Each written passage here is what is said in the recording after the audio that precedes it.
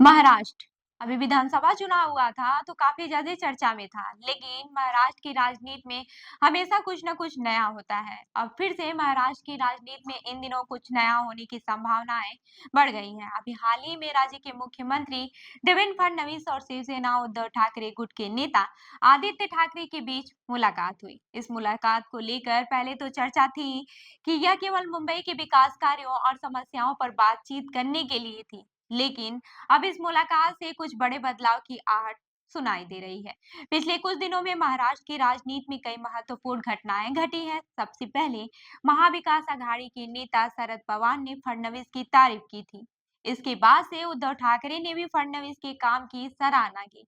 अब यह चर्चा काफी तेज हो गई है कि क्या महाराष्ट्र में एक नया राजनीतिक समीकरण बन सकता है। क्या शिवसेना और बीजेपी एक साथ आ सकती हैं? इन सवालों का जवाब खुद मुख्यमंत्री फडणवीस ने दिया और कहा कि उद्धव ठाकरे उनकी दुश्मन नहीं है। यही नहीं, फडणवीस ने संकेत दिए हैं कि नगर निगम चुनाव से पहले शिवसेना और बीजेपी के बीच गठबंधन हो सकता है।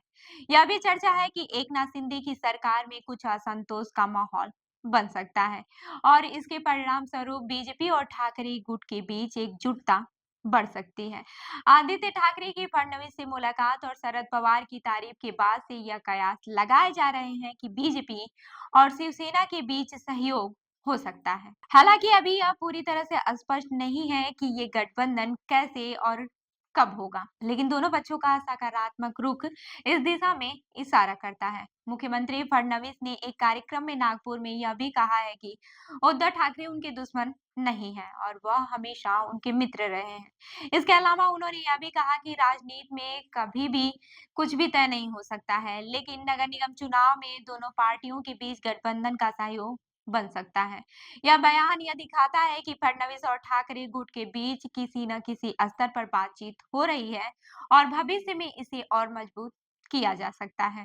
हालांकि यह गठबंधन आसान नहीं होगा। उद्धव ठाकरे ने विधानसभा चुनाव के दौरान फडणवीस को चुनौती दी थी कि या तो आप सत्ता में रहें या फिर मैं, लेकिन वहीं विधानसभा नतीजे आने के बाद से ठाकरे का रुख कुछ नरम हुआ है और उन्होंने फडणवीस से मुलाकात के दौरान उन्हें फूलों का गुलदस्ता देकर सम्मानित किया। इसके बाद से आदित्य ठाकरे की 3 बार फडणवीस से मुलाकात की और शिवसेना के मुख्य पत्र सामना में भी फडणवीस की तारीफ की गई है। इस घटनाओं ने महाराष्ट्र की राजनीति में नए समीकरण की संभावना को और भी तेज कर दिया है।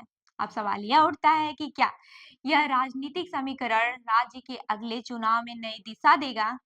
क्या हम देखेंगे कि बीजेपी और शिवसेना फिर से एक साथ काम करने के लिए तैयार हो जाते हैं, जैसा कि पहले हो चुका है? इन सभी सवालों के जवाब आने वाले दिनों में मिल सकता है, लेकिन इस समय महाराष्ट्र की राजनीति में जो भी घटनाक्रम हो रहे हैं, वे निश्चित रूप से काफी दिलचस्प हैं और राज्य के भविष्य के लिए महत्वपूर्ण भी हो सकते हैं।